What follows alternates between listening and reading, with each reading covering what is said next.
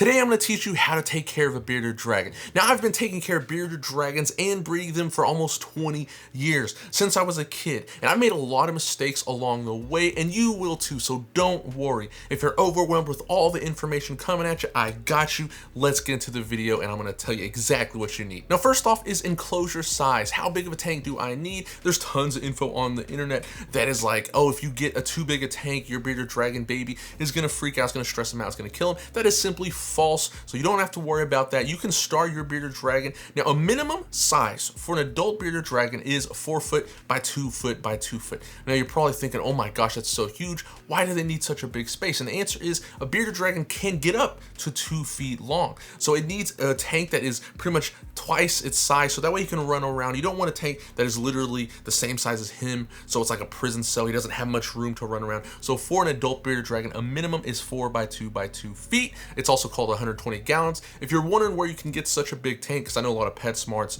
Petcos don't offer that, I have that linked down in the description. I have a budget option and an expensive option if you want to go more expensive. But let's get into the next topic, and that is lighting. Lighting is huge for your bearded dragon. It is honestly the most important part of your dragon's health. So the first type of lighting that is the most absolute best for your bearded dragon, you're gonna need it, and you probably already have it and you're thinking, oh, this is perfect for my bearded dragon. It could be wrong. So a lot of people do get the starter kits at PetSmart or Petco, and it comes with the coil UVB bulbs. So those bulbs, especially for the 20-gallon starter kits, are absolutely useless for your bearded dragon.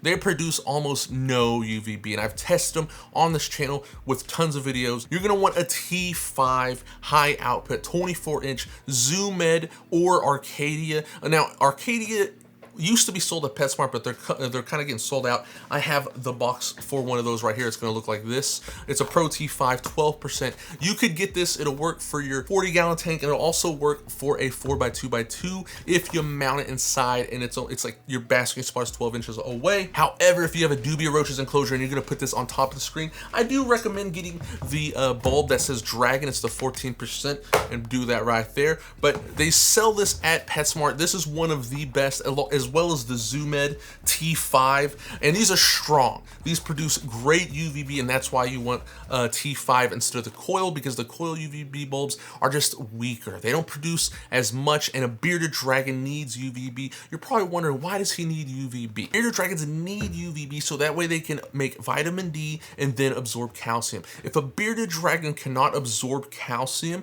he'll get metabolic bone disease, live a horrible life. He can have broken bones, brittle. It's just a really bad life for your bearded dragon. I won't show any pictures, but there's tons of people who have metabolic bone disease dragons. It's pretty awful, and you need to provide calcium dusting on your insects, so that's why UVB is essential, because without quality UVB like an Arcadia T5 or a Zoomed T5, I have this all linked in the description as well if you want to check it out on Amazon, or like I said, go to PetSmart. They sell it. It's $75. It is a lot, but it will last an entire year. That's right, an entire year. $75. This lasts an entire year, and then when you have to replace it, all you have to do is replace the bulb like this, and these bulbs are about $25 to $30. Now PetSmart, I think it's like $37, but you could go online on Pangea.com, Pangea Reptile it is, and on PangeaReptile.com these are $25 and get it shipped straight to your door. And there's really no other option. I've tested a lot on the channel. A lot of people like to go on Amazon to get like the ReptiZoo, when ReptiZoo is terrible. It's weak as well. It's just not quality product. It's not quality UVB. There's tons on Amazon that just doesn't work. The only ones I found to be reliable is Zoomed and Arcadia. Those are only two. And I'm not sponsored in any way. Like I said, I've tested tons of products on this channel to find good stuff and bad stuff. And UVB across the entire reptile market is the one thing that just sucks. I wish we had more options. I wish there was better options as well, but there just isn't. And if you do get the Zoomed, make sure a lot of times when you get the T5, it says comes with a free lamp, and it's the 5.0 bulb. You can't use that, okay? Do not use that one. Use the 10.0. So even if it comes with a free lamp, get the 10.0 because it's just not the right size lamp. The 5.0 is just not going to be strong enough. Like I said, we need strong UVB with these bearded dragons. Otherwise, they're just going to get metabolic bone disease. So that's why you want quality UVB. UVB out of the way, no worries about that. So what you need next is heat. We have to heat these reptiles. They're cold-blooded. They need heat. and they're from a very hot place, the outback of Australia. So you're gonna have to use either, now it depends. For 40-gallon tanks, I noticed a 100-watt basking bulb, halogen or incandescent. There's the Exoterras, the Zoom Meds, there's all kinds, they're all the same. This one doesn't matter. Pick any one you wanna get. It can be any type of basking bulb, any one of those will work. But I noticed for like a 40-gallon tank, a 100-watt one will work and get you the temperature, but it truly depends on the temperature of your house. I am in a very hot room because this is my reptile room. It's very hot. It's like 80 degrees room temp, right? So I have to use lower wattages. I can use a 50-watt for my bearded dragon in this room and it works perfectly fine. But if you live in a cold house, you have just a bearded dragon, you're probably gonna have to use a 100-watt bulb. Now, I know a lot of people do get smaller tanks. If you have a 10-gallon tank, I highly recommend getting your bearded dragon out of a 10-gallon tank and getting him into something larger. If you have a 20-gallon tank, a 50-watt bulb might do you. And I will say this, if you have a 20-watt tank, I'm looking out for you. I'm telling you, I know a lot of people get the 20-watt or the 20-gallon tank. If you get a 20-gallon tank, you could get the T5, the Arcadia one, and you can use the 5.0 Zoom Med bulb because it's only 12 inches tall, and if you put a little basking spot, he's gonna be very close to the bulb getting the UVB. But if you get this Arcadia one and you have a 20-gallon on top of screen, you can get the 6% forced as well. I don't recommend getting anything below a 40 because, you know, it's very small and you're gonna end up spending money. Like I said, if you had a 40, you can just get this right here, save you money. But if you have a 20, you have to get this and then an extra bulb. But I guess if you get the Zoom It, it does come with the 5.0 right away. So anyways, looking out for you there. But back to the heat, you're gonna want a basking spot. Now, a basking spot is different from air temperature. Air temperature is the air around us, right? The basking spot is where the lamp is. It's gonna be blasting its heat down on a surface. The surface right under the basking lamp, that's your basking spot. So you're gonna need a temp gun. You're gonna get the temp gun. You're gonna point it at the basking spot, and you're gonna want that between 105 to maximum 115. Usually you want it between 105 to 110. Some bearded dragons are different. They like it hotter, they like it cooler, but you want it in between that. That's a perfect basking spot for your bearded dragon. Now, air temperature, if your basking spot is that hot, air temperature is gonna be perfectly fine around it as well, but you don't want your air temperature to go above 100 degrees. If it goes above 100 degrees, that's too hot. You want it below 100 degrees, and on the cool side of the tank, you don't have to worry because it's just gonna even itself out. But like I said, it's truly gonna, wattage truly depends on your house temp. But there's one more thing. Like I said, you could use 2 to 3 lights for the lighting of your bearded dragon. One of those lights is an LED daylight bulb. Now, I use literally just a Hyper Tough from Walmart, but you can use the Arcadia Jungle Dawn as well. But the LED daylight, what it's gonna do is it's gonna brighten up the cage dramatically. Now remember, I said these bearded dragons are from Australia, in the desert. There's not a lot of tree coverage. There is a lot of trees, but there's not a lot of leaves on those trees. It's not like a forest. This is a desert. It is very bright. The sun is blasting down, and because it's very bright, these bearded dragons have evolved to be used to very bright enclosures. And if we just use a heat lamp and a UVB lamp, it's gonna be very dim. It's not gonna be very lit up. So I get tired of seeing these dark enclosures, and to counteract this, get a daylight bulb and put it right next to your UVB as well. Now, the Hyper Tough one from Walmart that I use actually daisy chains to the Arcadia, so you save a plug-in as well. It'll just plug straight up into the Arcadia, and then you can set it right beside your UVB lamp like this, and it's gonna brighten up the basking spot dramatically. So that way, we could, like I said, we're trying to mimic the sun as best as we can, and having it that bright, your bearded dragon's gonna love it. It's gonna bring his mood up tons. And that's it for lighting. Now we're gonna move on to the second most important topic, and that is diet. What does a bearded dragon eat? Now, you probably already know this because your pet store told you, but I'm gonna tell you some more secrets to feeding your bearded dragon. Now, you just got a baby bearded dragon. It's a tiny little guy.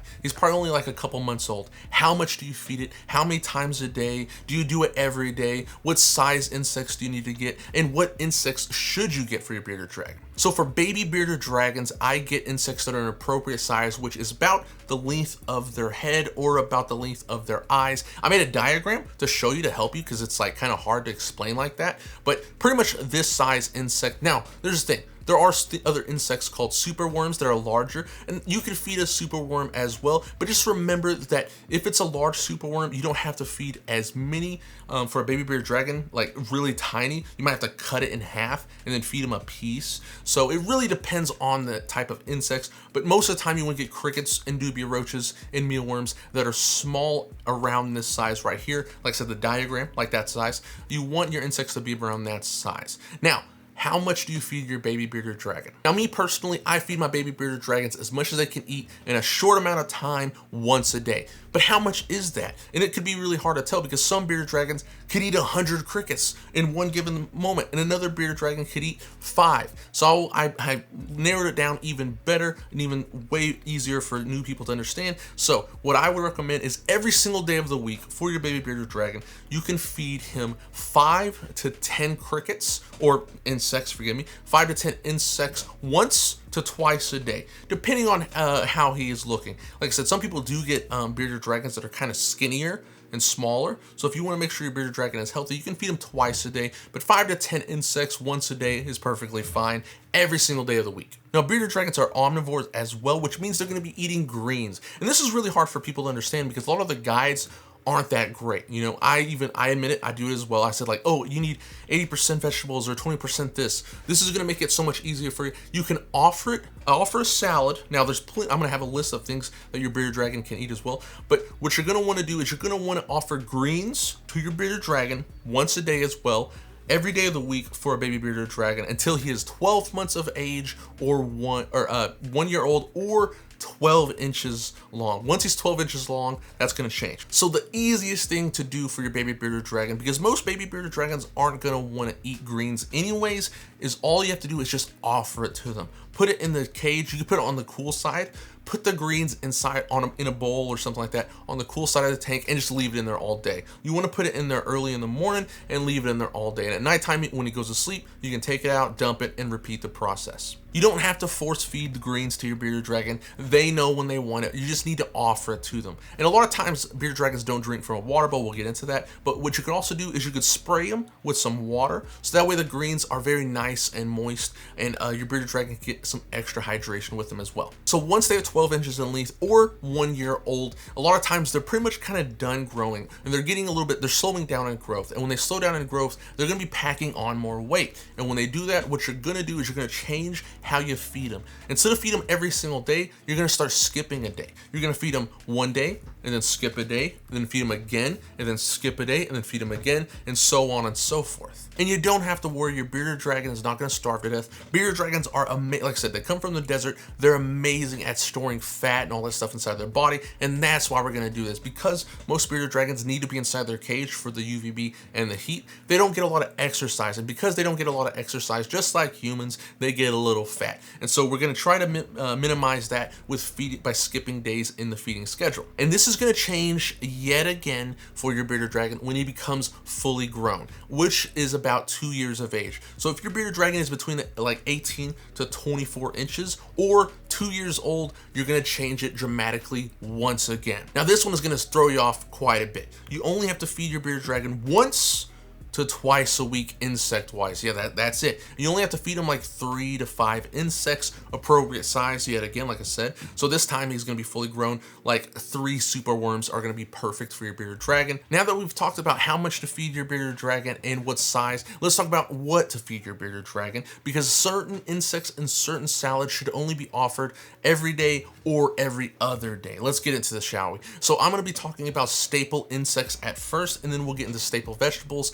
and vegetables that you shouldn't feed them, like, you know, every single day, because there's certain things that are in vegetables that can harm your bearded dragon if he gets too much of it. Too much of a good thing is a bad thing sometimes. But there are insects that you could feed every single day and all days of the week. So if you want to feed crickets, those are one of those insects, but there's many more as well, and let's get into those, shall we? Insects that you can feed every single day are dubia roaches, crickets of course, discord roaches, black soldier fly larvae, also called cowsea worms or cowsea grubs, orange head roaches, banana roaches, red runner roaches, lobster roaches, grasshoppers, baby hissing cockroaches, and much, much more depending on where you live in the world. Now, insects you could feed moderately like once or twice a week, like I said, is mealworms, superworms, and hornworms. Hornworms aren't really fattening, they're just very high in moisture content. And since they're very high in moisture content, if you fed it more than once or twice a week, it may give your bearded dragon diarrhea. And you don't want to do that. And that's why you want to feed it moderately and not every single day for your bearded dragon. Now, I told you I was going to tell you some secrets in this hobby. One way you can save tons of money on insects is if you buy them online. I have some links in my description as well, but you can also go to like places like Fluker's Farms, Pangea Reptile, Rainbow Mealworms, Doobie Roaches, all kinds of places. They sell literally like 1,000 crickets for like 30 bucks. It is amazing. You get 1,000, now mind you, it is 1,000 crickets. It's a lot of crickets. So if you get it, be prepared to have like a 10 or 20 gallon tank to house 1,000 crickets in, but you get it and you have crickets for a long time. Also, if your crickets die on you all the time, I have a guide for that as well. I'll link in the description. However, let's talk about vegetables. What vegetables are healthy for your bearded dragon? Also, which ones do you want to feed moderately as well? So vegetables that you can feed every single day to your bearded dragon include collard greens, mustard greens, turnip greens, spring mix with the spinach removed. Spinach is one of those things you want to offer just like once a month to your bearded dragon, but you can buy spring mix with the spinach, but just take the spinach out and the spinach will look like this. Kale is another good one. There might be stuff on the internet that says kale is bad. Kale is perfectly fine. Escarole, endive, bok choy, arugula, dandelion greens, and romaine lettuce. Now, romaine lettuce, you might see a lot of people that be like, oh, don't offer that to your bearded dragon. It's bad for them. It's not bad for them at all. The reason people don't offer it to their bearded dragon is because it's mostly water. But if you're wondering if your bearded dragon is dehydrated, you can offer it to your bearded dragon a couple of times a week. It's perfectly fine. It just offers a very low nutritional value. It's mainly water, but I do like to offer it to my bearded dragons once a week as a good source of hydration. Now, there are vegetables that you want to feed your bearded dragon like once a week, and those are butternut squash, bell pepper, carrots, parsley, cilantro, zucchini, Swiss chard, radicchio, and dandelion flowers. And you're probably wondering, like, dandelion flowers, like the ones in my front yard? Yes, you can actually feed the ones in your front yard to your bearded dragon. Just make sure they're not been sprayed with poison, or you live in like an apartment complex that they don't go around spraying it, like to kill it. But if it's perfectly fine, no one sprayed it with any pesticides or poisons, you can feed a dandelion flower to your bearded dragon. I get asked about this quite a bit, and that is fruits. How much fruit should I give my bearded dragon? Which fruit should I give my bearded dragon? And which fruit is safe for my bearded dragon? And my answer is the same for every single fruit out there. Don't give fruit to your bearded dragon. The reason for this is very simple. It's that it is very high in sugar. Most of the fruit we have is genetically modified to be high in sugar, to taste sweet for us. So since it is high in sugar, I don't offer it to my bearded dragons. Why is that? It's because they don't encounter this in the wild, very high sugar contents. And since they don't move around a lot, it leads to obesity again. So that's why I don't. Now, if you give your bearded dragon like a blueberry once a month, it's not gonna hurt it, obviously. But that's why I don't offer any fruits to my bearded dragons, because it is high in sugar content. And because it's high in sugar content, it leads to obesity, and we don't want fat dragons around. We want some very lean, healthy looking dragons. So next up on the list, food is done. Thank goodness, the food is done. Now it's time to talk about decor. And the first thing we're gonna talk about is the dirt. We're gonna start with the dirt and we're gonna work our way up. Now, the first thing I see a lot of people talk about and even ask me about is sand. Is sand okay for a bearded dragon? If he eats it, will he get impacted? Does it cause impaction? And the simple answer is no, it does not cause impaction. There are stuff you wanna stay away from, and we'll talk about that right now. So most sand is perfectly fine. The reason impaction became an issue is because our husbandry wasn't up to par. We didn't have UVB, we dehydrated bearded dragons, and calcium sand was a cause of dehydration a lot for bearded dragons, mainly for the fact that we made calcium sand so that way bearded dragons would be enticed to eat it, or if they accidentally ate it when they were grabbing a cricket, they would get extra calcium because we had a calcium problem. Bearded dragons were getting metabolic bone disease. We didn't know why. Now we know UVB was the culprit. We have good UVB, so we don't have to worry about it. But calcium sand is calcium, and bearded dragons want calcium. And since they lick it, they may be enticed to eat it. When they eat it, it's sand. It's going to dehydrate them. It's going to kill them. So that's why you do not want calcium sand in your bearded dragon's enclosure. Now, Sands that are perfectly fine because they're natural sands that are like found in deserts and rivers is like Repti sand. People use play sand. Jurassic sand that is actually from Australia. It's found at Petco. It's pretty expensive, but those sands, I think Zilla has one too. I can't remember Zilla's. Exoterra sand, the calcium sand is what you want to stay away from. I think Zoomeds is like Vita sand, or that might be, I can't remember whose that one is, but the Vita sand, stay away from that. The calcium sand, stay away from. Regular natural sand, go with. That's perfectly fine. I actually use a mix of topsoil and substrate, and if you want to know my bioactive mix, I'll have videos for that down below as well. But you can use sand or you can use topsoil mixed with sand as well. Either one will work perfectly fine for your bearded dragon. So we have the dirt. What is above that? Now, bearded dragons live in the desert, and in the desert there is rocks, and you should provide some rocks in your enclosure. Now, I know PetSmart sells like little fake rocks. You can use that as well. That'll work just fine. And the reason you want that is for when they shed, they want to rub up against something a little rough. Bearded dragons shed, and we'll talk about helping them shed later on in this video as well. But when bearded dragons shed, they want to get it off them. It's kind of itchy. They want to knock it off their body, and they will look for stuff to rub on. Like you might see your bearded dragon rub on a piece of wood, and he'll just like rub his face all over it. He's trying to loosen up the skin and get the skin off his body. Same goes for rocks. They'll go up and they'll rub their body up against a rock or a tree limb. So it's good to have rocks in the enclosure as well. Now, again, you don't really have to, but you need something, and that's what it's going to bring us to our next thing, and that is tree limbs. You need some tree limbs in your enclosure because bearded dragons are semi-arboreal. That means they like to climb. They climb regularly, and they're very good climbers. In Australia, you'll see bearded dragons in trees that are 15 to 20 feet high. They're on fence posts. They're climbing everywhere. I sold a bearded dragon to one of my followers like 2 years ago, and he took his bearded dragon outside to get some sun, and the bearded dragon climbed up a potted plant that was literally just a tall little palm tree, straight, no extra limbs, and it was just sitting up there straight up, absorbing some sun in his backyard. These are good climbers, and they like to climb. So we want to provide a lot of branches in the enclosure. This is what my enclosures look like.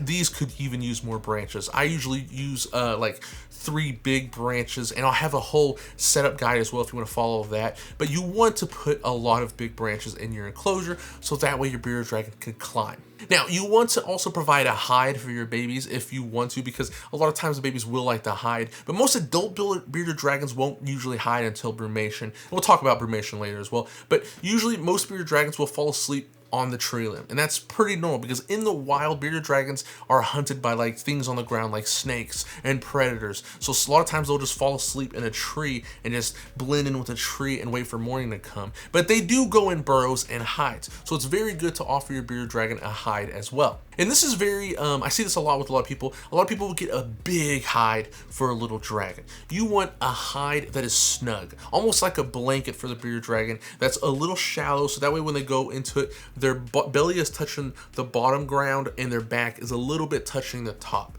Because if you provide a big hide, it's not really a hide. He's going to go in there and he's going to still feel all exposed. In the wild, bearded dragons will have burrows that are very tight, so that way a snake can't curl up in there with them, and if it does, they can just fly out as soon as they can. Most lizards like that as well. They like it a little tight, snug. That's how they like their hides. If you ever went herping, you lift up a piece of tin or something like that, and it's right on the ground, and there's a lizard or snake underneath there. That's how they want their hides. They want it very tight, very safe feeling on their body. They don't want it just giant and open. And that's one of the biggest problems I see. The hides are usually pretty tall. They're massive, and the bearded dragon most likely is not going to feel safe under there. So even if he does hide under there, it's still not going to feel entirely safe. You want a hide that's a little bit smaller for your bearded dragon. Next up is food bowls and water bowls. You can have a little food dish for the lettuce and stuff like that, but I notice a lot of people are like, how do you feed your bearded dragon and all that stuff? The food bowl I like to use is this one right here. This is one right here. It's an escape-proof dish. There is many, I'll have some link down in the description as well. There's many type of escape-proof dishes. They sell them at Walmart. They sell them all over the place, but it'll have a little curved area. And if you have to go into work in the morning, say like you have to leave at 6 a.m. and you can turn your lights on, you can put some mealworms or dubia roaches in this before you leave for work, and that way they can't get out. Put it inside the enclosure and make sure the lights are on, because a lot of times, like, it really only happens with crickets, but crickets will actually eat a bearded dragon while he sleeps. So you don't want that to happen. But say you have to go to work early in the morning and you turn on the lights at 6 a.m. and you turn them off when you get back. But if if you turn on the lights at 6 a.m., you could put this dish inside there with some mealworms, some dubia roaches, because dubia roaches usually escape from this. But if they do, I got you. You could get the mega tall escape-proof dish instead of the small one I have. And that's pretty much what I use. So that way you could just put the insects in there. They'll see them when they're up perched up high. They'll run over there. They'll eat them. So that way, you know, that's a great food dish, because a lot of people are wondering, like, do I just throw them in there? And you can, but I'm telling you right now, a lot of insects are pretty good at hiding. Now, crickets, I feel like crickets are so stupid, they just walk right up to death a lot of times. But dubia roaches and mealworms, they're very good at hiding. So that's what I usually put in my tanks for dubia roaches, mealworms, and other stuff that isn't like a jumper. Because if you put crickets in that, it's gonna jump right out. Next up is water bowls. You should always leave a water bowl in with your bearded dragon, even if they don't drink from it. The reason is, it's good to have access to fresh water. Say your bearded dragon does want to drink from a water bowl and you didn't offer it, he's gonna sit around thirsty and getting dehydrated. But a lot of people also ask, why doesn't my bearded dragon drink from a water bowl? And that's very simple. Bearded dragons stay hydrated through the things they eat. I forgot to mention this in the diet. I also do not feed any of the dried stuff, the dried fried insects, the dried little dog food pellets for bearded dragons. Because if you feed that to your bearded dragon, he's gonna have to rehydrate that. And bearded dragons get so much hydration from what they eat that's why they don't really drink water. So if your bearded dragon doesn't drink water, that's pretty normal, because they get so much hydration from the insects, so much hydration from the greens, because they are a desert animal. They evolved to do this, and so you don't really need to worry about them not drinking from a water bowl. Just offer the water. It's the same with the salads. Offer it to them, and you know, as long as you're offered to them, that's okay. Next up is behaviors of your bearded dragon. Now, a lot of people wonder why, like, if you got a bearded dragon for the first time, you brung him home and he's not eating. You've heard from everybody, bearded dragons love to eat, and they do. But a lot of times when you get a bearded dragon from a pet store and he gets in his new house and he's looking around and he's just so blown away by his whole new surrounding, it's a new environment, there's no more animals, there's no more people, it's a little stressful. He's probably wondering where he's at. Everything's new, smells, everything's around him is just new, and that can be a little stressful for your bearded dragon, and they may not eat for a day or two. So this is very normal. However, if it's been like 2 weeks and your bearded dragon is not eating, that's not normal, and you need to go see a vet immediately, because something may be off. But them not eating a couple of days when you first get them in is pretty normal for a lot of people. A lot of times you just gotta make sure your temps are correct and your UVB is good, and they'll usually eat the first day you get them, honestly. Another behavior a lot of people see is the flexing of the beard. A lot of times the bearded dragons will like bloat up and they'll flex their beard back and forth, and people get a little freaked out, like, what's happening? Why is this happening? Don't worry. Your bearded dragon is just stretching, and a lot of times they'll do this before they shed as well. I forgot to mention that shedding, if your bearded dragon sheds, you don't have to put it in water, you don't have to do anything for it. When your bearded dragon sheds, just let him shed. He's gonna shed. He doesn't need any help. He doesn't need any extra humidity. They're dry shedders. It'll be totally fine. Let him do his thing. He'll do his thing. But a lot of times they'll do this type of behavior, and they will do something else that might blow your mind as well, and it's eye bulging. Bearded dragons will literally blow their eyes up like a balloon, like super huge, and it's kind of scary when you first see it. You're like, oh my god, what's happening to my bearded dragon? But that's perfectly normal. That's just them getting ready to shed, and they're just like stretching their skin out, trying to loosen the shed up, and it's perfectly normal. Nothing to freak out over. Another one you might see is your bearded dragon head bobbing. So a lot of males do this. Females, it's very rare. I've never seen a female do this. Some people say their females have done this, but usually males will head bob, as that's usually them saying, hey, this is my territory. Okay, don't come around here. This is mine. I'm here claiming this territory. And it's a very male territorial display. But a lot of times you might see your bearded dragon wave at you. This is another display, and usually if another bearded dragon sees one head bob and he doesn't want to be harmed and he's being submissive, it's a submissive behavior. They'll wave to let you know, like, hey, I'm being submissive. Please do not hurt me. I'm scared of you. I mean you no harm. That's pretty much what they're doing. It's basically their sign language for other bearded dragons to be like, hey, please. And they'll just wave. A friendly wave to be like, please don't hurt me, sir. I am friend, I am not foe. And that's pretty much what they'll do. So if you see that, don't be alarmed. It is very cute a lot of times, but it's just a friendly wave of them saying, I am submissive to you. Please don't hurt me. I am friendly. And that's all I have for you. I hope you enjoyed, and if you did, like and subscribe. I'll see you next time.